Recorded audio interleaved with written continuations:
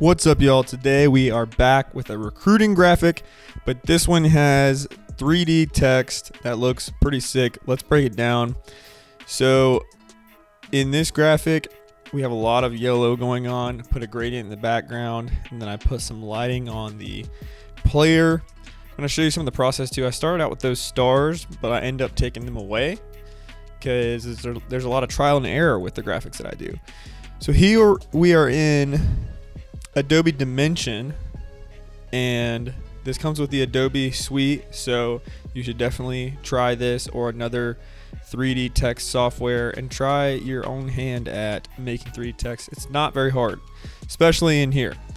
So here we're just making like sort of a logo of the name for the recruits. So App State's recruits are called Rock Boys. It's like what they call them. It's the name they use. So here I'm making like a 3D text logo type thing, and this is when I first started to get into 3D text really in depth, and I really like how it came out. 3D text can like really make a graphic look awesome, and I will say though it can be hard to make 3D text look right. Like, I used to try to do it in Photoshop, and it doesn't usually look great if you just do it in Photoshop. So I would try either Dimension or maybe After Effects. That's how another designer that I know does it. But there are plenty of ways to do it. So I try them. Bring in a Photoshop. I use green for the text color so I can like delete it and then like change the color. And I just chose black and gold. And then once we have that in the athlete, I mean, it's a super simple graphic, but it already looks awesome. Like, this looks like a phone background or something. You really don't even need to do anything else.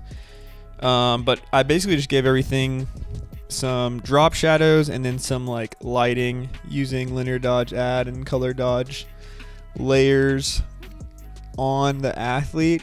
And then here I decided to bring in another cutout of the athlete, and I'm just trimming up the edges, making sure it looks good. Make sure you're doing that with your cutouts. Don't leave little like random jagged pieces on your cutouts. Make sure you like trim them up, make them look right.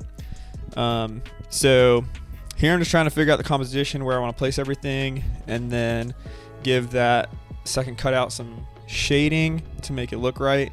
But I decided not to put it back there because I just thought it looked cooler up front, and it's nice to have like a bigger cutout in your graphics. I always think a big cutout somewhere looks really cool. So I ended up putting it in the foreground and then putting some shading in front of him to kind of sell that depth. And then we added the stars back behind the Rock Boys text. And to give it a little more oomph, we added a texture that I love in the background. Honestly, I wish I would have left it like with that hard black and gold.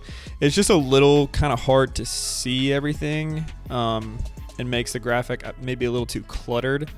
So I don't know, could have gone either way. I ended up fading it out a little bit, and then we're just adding text.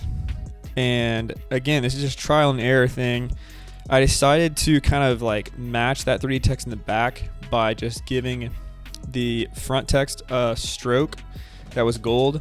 And if it's very subtle, you like don't like it, kind of looks 3D, but if you try and go too far into the 3D world in just Photoshop, it can start to look really cheesy and bad really quickly. So I would avoid that. Anyway, basically just gave everything a lot of lighting. Super simple. This graphic will be on Patreon if you want to go check it out and look through it with me. I advise you to do that and try your own hand at making some 3D stuff.